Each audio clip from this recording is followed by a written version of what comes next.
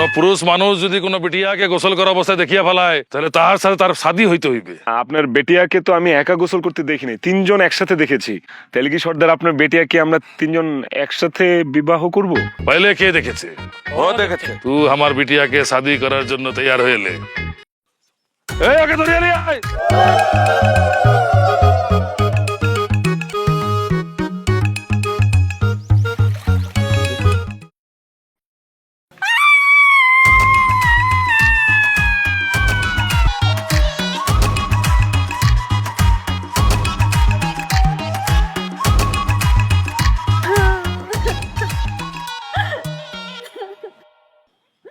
বাপুজি, আমার তো সর্বনাশ হয়ে গেছে। কি হয়েছে রে বেটি, আমাকে বল, তুই কাঁদতেছিস কেন?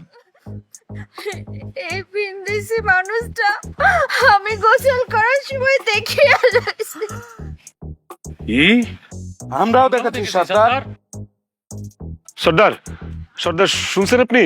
মানে আমি একাকে দেখিনি, কিন্তু আমার সাথে আপনার দুইজন চেলাপেলাও দেখছে। আমি একা দেখি নাই, আমি একা দোষ করি নাই। শোন, আমার কাবিলায় একটা কানুন আছে, কোন পুরুষ মানুষ যদি কোনো বিটিয়াকে গোসল করা অবস্থায় দেখিয়া ফেলায় তাহলে তাহার সাথে তার শাদী হইতে হইবে।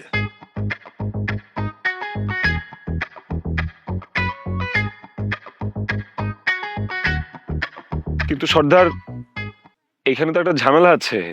মানে আপনার বেটিয়াকে তো আমি একা গোসল করতে দেখিনি, তিনজন একসাথে দেখেছি। তাহলে কি সর্দার আপনার বেটিয়াকে আমরা তিনজন একসাথে বিবাহ করব? पहले কে দেখেছে? ও দেখেছে। বিন্দেশি বাবু, तू हमार बिटिया के शादी करार জন্য তৈয়ার হয়ে ले।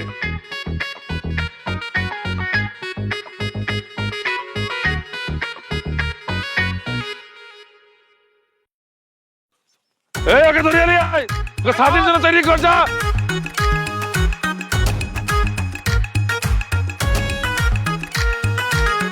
কি কেমন লাগতেছে এখন? হ্যাঁ, এর থেকে আমরা কি শিক্ষা পেলাম? যে অন্যের বিপদে হাসলে নিজের উপরও বিপদ আসে। খুব তো হাসতেছিলা কালকে আমার বিপদে, এখন কি করবা? যাও একটা কাজ করো, ওই সর্দারের মুটিয়া বিটিয়াকে বিবাহ করিয়া সুখে শান্তিতে বসবাস করো। ওকে? খুব চ্যালেঞ্জ করতেছো না? আমি কিন্তু ঠিকই চিপা চাপা দিয়া বাইরে যাব, ফাইসা যাবা কিন্তু তুমি, কথাটা মনে রাখো।